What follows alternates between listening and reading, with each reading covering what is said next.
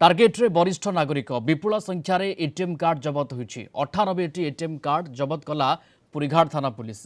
नगद 20,000 टंका जबत होता बेले जड़े अभियुक्त गिरफ होती एटीएम काउंटर भितर साहाय्य करिब कही कार्ड बदल करुला अभियुक्त अचल हो जाइथिबा कार्ड धराई दे सचल कार्ड नहीं फेरार हो जाउथला अभियुक्त गिरफ अभियुक्त जी राजा राव दीर्घदिन धरी एपरी ठकी कार्ड नहीं टंका बाहर करुला अभियुक्त आंध्र प्रदेश में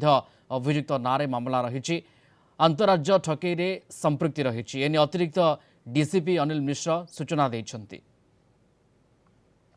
जो वयस्क लोक कि जो मैंने एटीएम ऑपरेशन भल भाव जानी ना माने अज्ञता और बयसर फायदा नहीं कि से गोटे अचल एटीएम दे दियंती एवं तांकर जोटा एक्टिव एटीएम नहीं जाती या आमर जो कंप्लेनेंट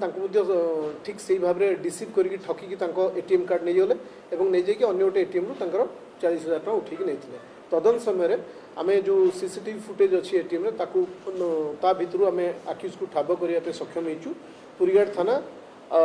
जो अभियुक्त जी राजार जहाँ घर पलासा अरेस्ट कराई आज कोर्ट चालान करा